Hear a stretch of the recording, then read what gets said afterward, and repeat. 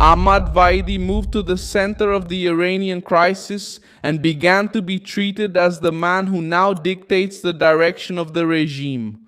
In recent hours, the new commander of the Revolutionary Guard has begun to take control of military operations and has the final say in the regime's discussions, pushing the so-called moderates out of the decision-making core. It is precisely in this context that this case needs to be understood on this April 20th, 2026. It's not just an external crisis with the United States, but a takeover within Iran itself. What happened was a harsh change of command amid the chaos. Vaidi and his close circle have secured, at least for now, temporary control not only over the Iranian military response, but also over the regime's position in the negotiations.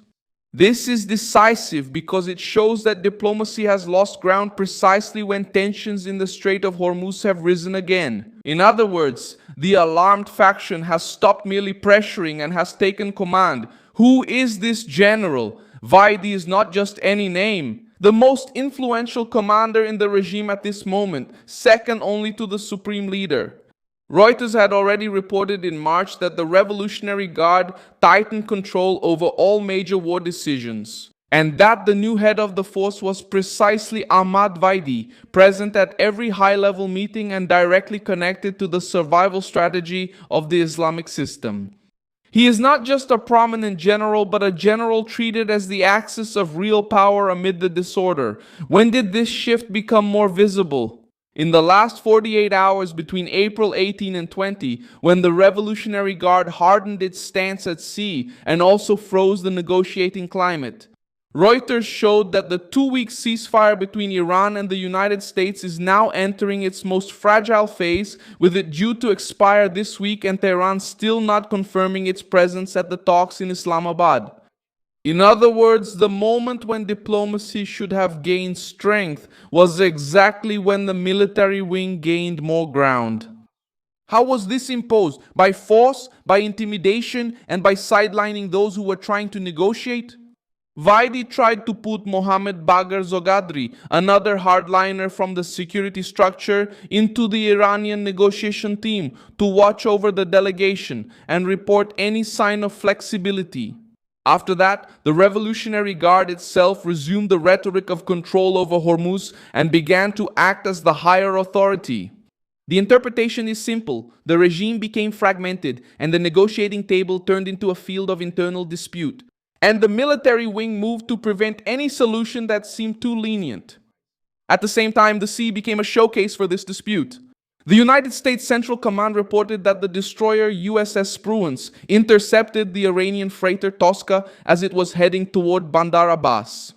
According to the official statement, there were repeated warnings for 6 hours, and after the vessel refused to comply, the United States disabled the ship and then sent Marines to take control. What happened? It added that the vessel was likely carrying dual-use items, meaning materials that Washington considers usable for both civilian and military purposes.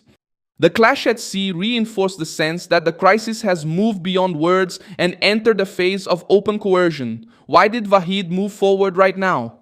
Because the regime is under pressure from all sides, and in situations like this, the Revolutionary Guard tends to pull power toward itself. Reuters had already reported in March that the force had taken on an even greater role in commanding the war, even after losing key leaders, and that this structure was designed precisely to keep functioning under attack. When the system feels threatened, the response is usually not to open space for negotiation, but to toughen up, centralize, and act more rigidly. That's why Vahid's rise doesn't seem like a backstage detail. It seems like the regime's response to the fear of losing control. And what is the political effect of all this? Iranian diplomacy has become surrounded. President Masoud Pezeshkian still talks about seeking rational and diplomatic ways to reduce tensions with Washington. But at the same time, he remains mistrustful, accuses the United States of betrayal, and does not fully confirm Iran's participation in the talks in Pakistan. When the president talks about dialogue while the military wing takes a harder stance at sea, withdraws the negotiation team, and pushes for a hard line, the signal is clear. The decision-making center has shifted. The political facade remains standing, but the one holding the wheel is the regime's military structure. The impact of this shift is already being felt outside Iran. What is happening is a concentration of power in the regime's hardline wing. The one leading this is Ahmad Vaidi, surrounded by names from the old guard of Iranian security. Because amid internal chaos, the regime chose to survive with the heaviest hand. The new Iranian general took control at a time when there are no more rights, no more politics. When the system collapsed, it chose strict control, threats, and force over balance. A balanced government became one of hard command and threat, not war.